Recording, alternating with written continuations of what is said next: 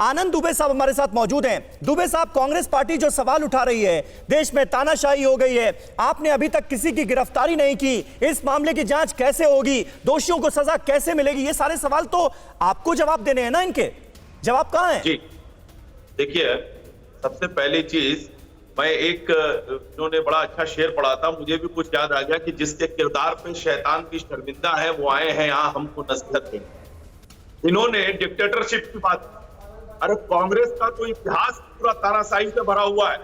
इन्होंने कहा कि हम यूपी में तानाशाही कर रहे हैं। अरे साहब, इमरजेंसी आपने चलाई, इमरजेंसी आपने लगाई, आप कह रहे मीडिया पर पाबंदी है। आपके समय में अखबारों की हेडलाइन जो है वो कांग्रेस दफ्तर से तय हुआ करती थी और सेंसरशिप अधिकारी आपने अखबारों के दफ्तर में बैठा दिए थे। वो पार्टी यहां बैठ के नसीहत दे दे, पहली चीज। दूसरी चीज, पूरा विपक्ष यह चाहता था कि लखीमपुर की घटना को लेकर उत्तर प्रदेश में जगह जगह हिंसा हो और उत्तर प्रदेश में अराजकता का माहौल पैदा हो। लेकिन मुख्यमंत्री योगी आदित्यनाथ जी ने वक्त रहते ही पूरे स्थिति को नियंत्रण में किया। जो भी मांगे थी वहां पर उनको माना गया।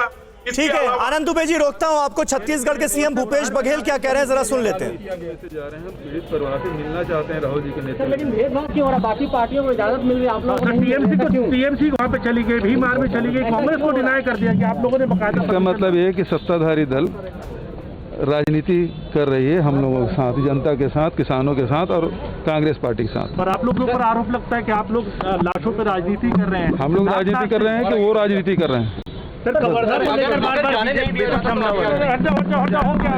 छत्तीसगढ़ के सीएम भूपेश बघेल को आप सुन रहे थे। राहुल गांधी ने कहा है कि भूपेश बघेल और चरणजीत सिंह चन्नी यानी पंजाब के सीएम वो उनके साथ होंगे। सिर्फ 3 लोग जा रहे हैं। आनंद दुबे साहब, जवाब दीजिए, ये सिर्फ कांग्रेस पार्टी को ही क्यों रोका जा रहा है? वो कह रहे हैं भीम आर्मी को जाने दिया, टीएमसी को जाने दिया, सिर्फ कांग्रेस पार्टी के नेताओं को रोक रहे हैं। राहुल गांधी तो कह रहे हैं कि सिर्फ 3 लोग जाएंगे। फिर धारा 144 लागू होने की दलील का क्या मतलब?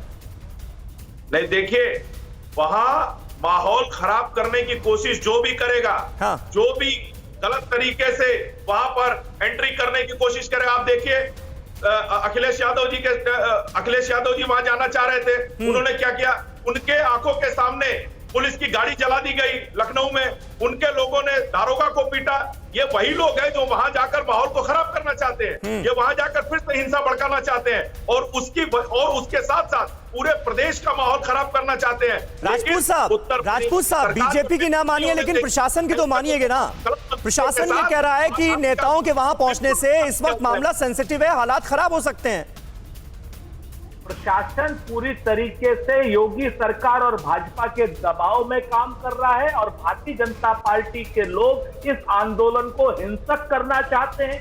इस आंदोलन को खालिस्तानी, पाकिस्तानी, अफगानिस्तानी बनाना चाहते हैं, वर्ग संघर्ष कराना चाहते हैं। लेकिन हर्षवर्धन त्रिपाठी साहब, देखिए वक्त हमारे पास बहुत कम बचा है त्रिपाठी साहब, लेकिन अगर वहां पर इतने भारी संख्या में नेता पहुंचते हैं, इस मुद्दे को और गर्म करने की कोशिश होती है, हालात बिगड़ते हैं, तो उसकी जिम्मेदारी फिर सरकार और प्रशासन की तो होगी।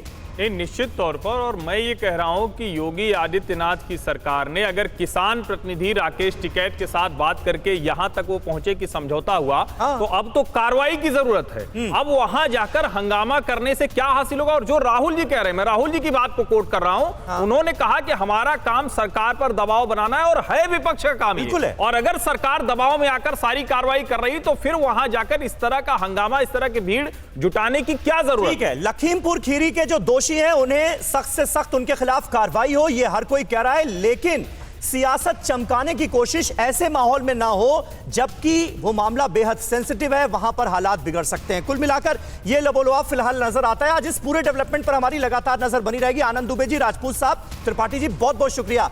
परवाह देश की, सोमवार से शुक्रवार रात 10 बजे TV9 भारतवर्ष पर।